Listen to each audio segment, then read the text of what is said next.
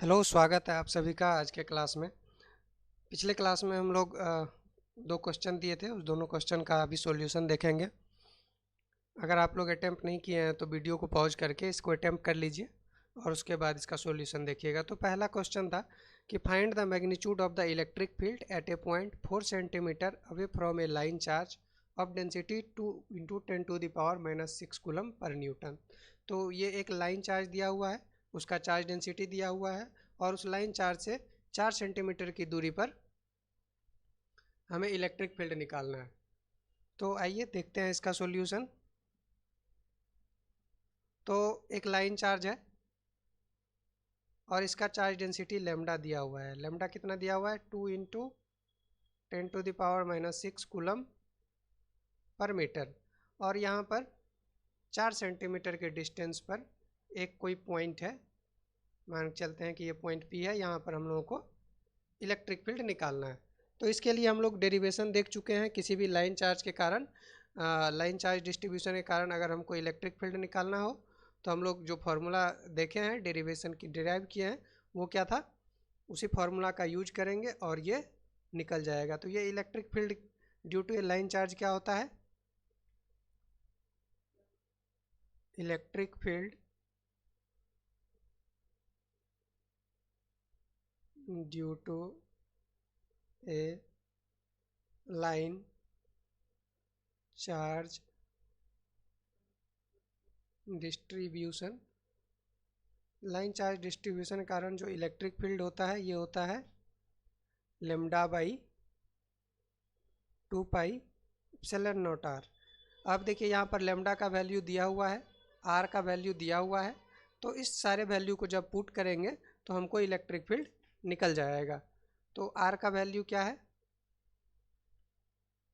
Are का value है 4 centimetre. इसको हम लोग मीटर में कन्वर्ट करेंगे तो 4 × 10⁻⁻2 मीटर हो जाएगा। और अब इस सारे वैल्यू को पुट करिए, तो पुट करने के साथ ही हमारा इलेक्ट्रिक फील्ड निकल जाएगा। तो इसको हम लोग ऊपर नीचे 2 से मल्टीप्लाई कर देते हैं, 2λ/4πε0r। अब देखिए 1/4πε0r का वैल्यू हम लोगों को पता है 9 × 10⁻9।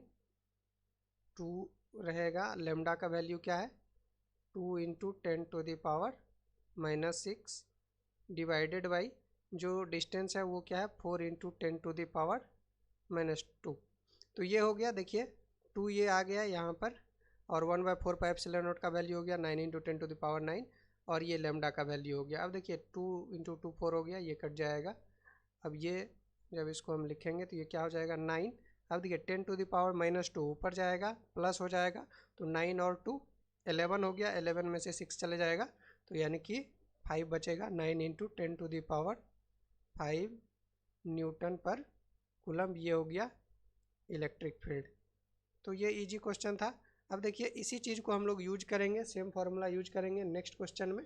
ये क्वेश्चन थोड़ा सा कॉन्सेप्चुअल है, इसमें सर्कुलर मोशन का भी थोड़ा सा कॉन्सेप्ट यूज किया गया है।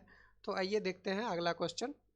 तो ये क्वेश्चन इजी था, फार्मूला पुटिंग था, तो हम लोग फार्मूला बेस किए और ये क्वेश्चन हमारा बन गया।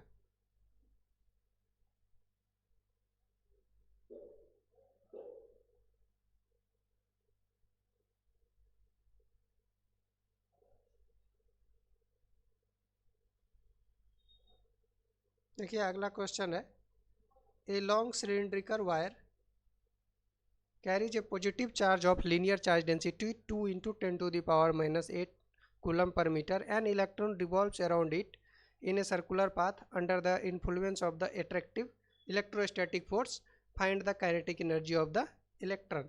तो देखिए ये क्वेश्चन क्या बोल रहा है, बोला a cylindrical wire carries a positive charge of linear. तो सबसे पहले एक लाइन चार्ज दिया हुआ है और इस लाइन चार्ज का चार्ज डेंसिटी लेमडा दिया हुआ है, कितना? 2 × 10⁻⁻8 कूलम पर मीटर। और बोल रहा है कि an electron revolves around it in a circular path. अब देखिए यहाँ पर क्या है, सर्कुलर पाथ में ये मूव कर रहा है under the influence of electrostatic force, और ये जो इसका जो सेंट्रीपिटल फोर्स है वो इलेक्ट्रोस्टैटिक फोर्स है। तो इस तरह से क्या हो रहा है, इसके ये लाइन चार्ज के चारों तरफ इस तरह से इलेक्ट्रॉन रिवॉल्व कर रहा है, इलेक्ट्रॉन रिवॉल्व कर रहा है। और हम लोग जानते हैं कि जब भी कोई ऑब्जेक्ट अगर सर्कुलर पाथ में मूव कर रहा है तो उसके लिए ज़रूरी क्या होता है कि जो उसका जो सेंट्रीफ्यूगल फोर्स है ये बैलेंस हो किसी सेंट्रीपिटल फोर्स के कारण। तो यहाँ पर जो सेंट्रीफ्यूगल फोर्स होता है ये क्या होता है, mv² आर क्या होता है, radius of the circular motion, जो सर्कुलर पाथ है उसका रेडियस हो जाएगा। और यहाँ पर सेंट्रीपिटल फोर्स के बारे में बोल रहा है, ये क्या है, इलेक्ट्रोस्टैटिक फोर्स है। तो ये जो इलेक्ट्रोस्टैटिक फोर्स हो जाएगा ये क्या हो जाएगा, F इक्वल टू हो जाएगा Q इंटू ई। अब देखिए इलेक्ट्रॉन पे जो चार्ज होगा उसके कारण ये Q आएगा, और ये एक लाइन चार्ज है, तो लाइन चार्ज क्या करेगा, अपने चारों तरफ एक इलेक्ट्रिक फील्ड जनरेट करेगा। उस इलेक्ट्रिक फील्ड के कारण क्या होगा, अब ये देखिए इसका चार्ज डेंसिटी पॉजिटिव दिया हुआ है, यानी कि इस पर जो चार्ज है ये पॉजिटिव है, और इलेक्ट्रॉन पे हम लोग जानते हैं कि नेगेटिव चार्ज होता है। तो जब चार्ज नेगेटिव होगा इलेक्ट्रॉन पे, तो यहाँ पर जो ये चार्ज नेगेटिव है तो ये क्या होगा, पॉजिटिव और नेगेटिव के बीच में अट्रैक्टिव फोर्स हो जाएगा, यानी कि ये फोर्स इस डायरेक्शन में हो जाएगा। तो अब हमको क्या करना है, बोल रहा है फाइंड द काइनेटिक एनर्जी। तो काइनेटिक एनर्जी क्या होता है, काइनेटिक एनर्जी होता है सिंपली, काइनेटिक एनर्जी के बारे में हम लोग जानते हैं क्या होता है, हाफ mv²। तो हमको हाफ mv² का वैल्यू निकालना है। तो हाफ mv² का वैल्यू हम लोग निकालते हैं। तो सबसे पहले सर्कुलर मोशन हो रहा है, तो सेंट्रीपिटल फोर्स क्या हो जाएगा, सेंट्रीफ्यूगल फोर्स के बराबर हो जाएगा। तो सबसे पहले हम लोग काइनेटिक जो ये सेंट्रीपिटल फोर्स है उसको सेंट्रीफ्यूगल फोर्स के बराबर करते हैं। तो हमारा सेंट्रीपिटल फोर्स क्या है, Q इंटू ई, ये हमारा सेंट्रीपिटल फोर्स है, इस डायरेक्शन में लग रहा है। और जो सेंट्रीफ्यूगल फोर्स है वो क्या है, mv²/r। अब देखिए इसमें हम लोग को E का ज़रूरत पड़ेगा, तो E का वैल्यू हम लोग निकाल लेते हैं। तो किसी भी लाइन चार्ज के कारण इलेक्ट्रिक फील्ड का फॉर्मूला हम लोग पिछले क्वेश्चन में देखे हैं, ये क्या होता है, λ/2πε0r। मान लेते हैं कि ये जो सर्कुलर मोशन हो रहा है ये इसका रेडियस r है, तो ये r डिस्टेंस पर हो जाएगा λ/2πε0r। तो अब देखिए इसमें Q और E के जगह डाल देंगे, इलेक्ट्रिक फील्ड के जगह क्या डाल देंगे, λ/2πε0r, और इसको इक्वेट कर देंगे mv²/r के। अब देखिए r से r क्या हो जाएगा, कट जाएगा। अब इस इक्वेशन इस को अगर हम लोग लेफ्ट हैंड साइड ले आए, यानी कि ये क्या हो जाएगा, mv² बराबर हो जाएगा Q λ/2πε0r। अब देखिए हम लोगों को काइनेटिक एनर्जी का वैल्यू निकालना है, हम लोगों को निकालना है काइनेटिक एनर्जी का वैल्यू।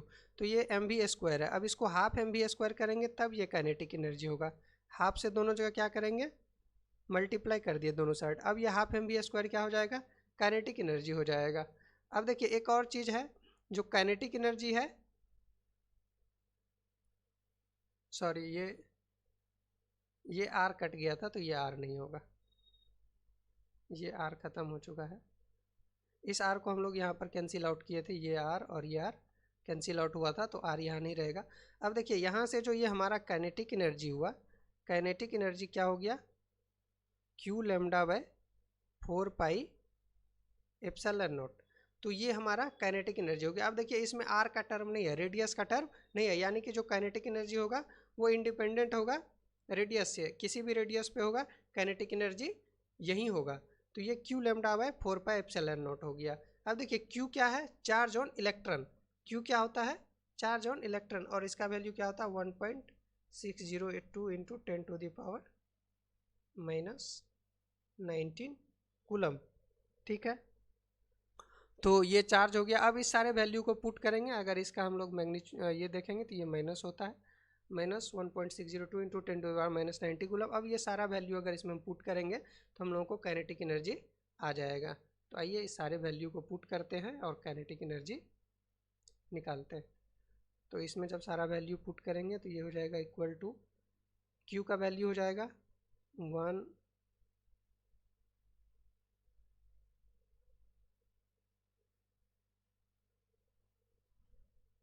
1.602 इंटू 10⁻⁻19 इंटू लेमडा का वैल्यू क्या हो जाएगा 2 इंटू 10⁻⁻8।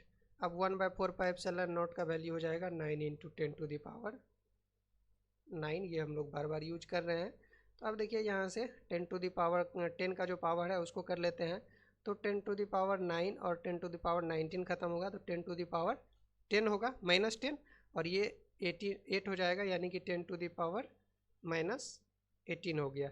अब इस सारे को मल्टीप्लाई कर देंगे तो ये हो जाएगा 1.6 इंटू 9 और 2 को मल्टीप्लाई करेंगे 18 इंटू 10⁻18। अब इस दोनों को मल्टीप्लाई करेंगे तो ये आ जाएगा 28.8 इंटू 10⁻18। अब इसको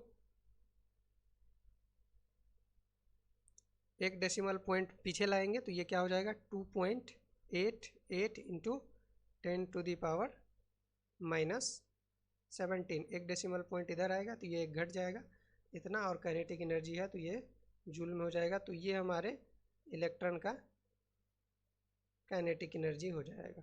तो हम लोग क्या किए, सेंट्रीपिटल और सेंट्रीफ्यूगल फोर्स को इक्वेट किए, और जो सेंट्रीपिटल फोर्स था वो इलेक्ट्रोस्टैटिक फोर्स था। उस इलेक्ट्रोस्टैटिक फोर्स के लिए हम लोग को इलेक्ट्रिक फील्ड की ज़रूरत पड़ी। इलेक्ट्रिक फील्ड का हम लोग फार्मूला जानते हैं, λ/2πε0r। उसके बाद हम लोग वहाँ से इलेक्ट्रिक फील्ड निकाल लिए और हमारा ये क्वेश्चन सॉल्व हो गया। तो यही था। एक क्वेश्चन अभी हम और देना चाहते हैं, ये क्वेश्चन लिख लीजिए और नेक्स्ट क्लास में हम लोग उस क्वेश्चन को सॉल्व करने का कोशिश करेंगे। क्वेश्चन है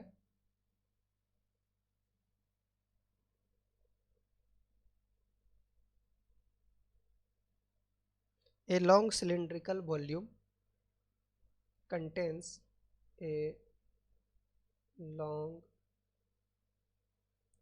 cylindrical volume contains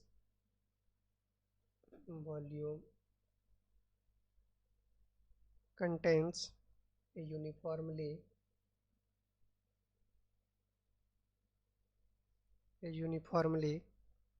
distributed charge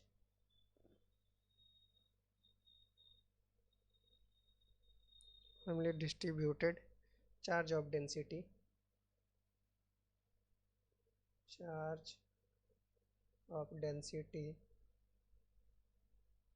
rho। Charge density इसका रो दिया हुआ है। Find the electric field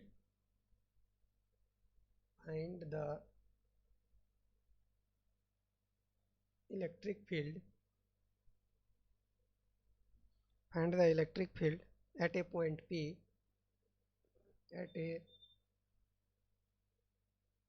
P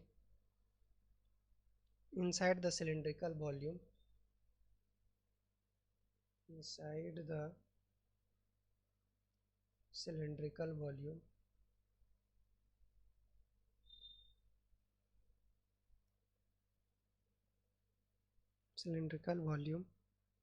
at a distance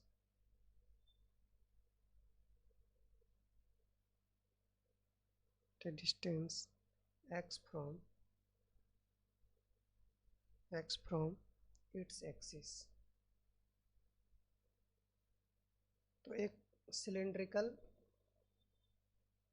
charge distribution दिया हुआ है,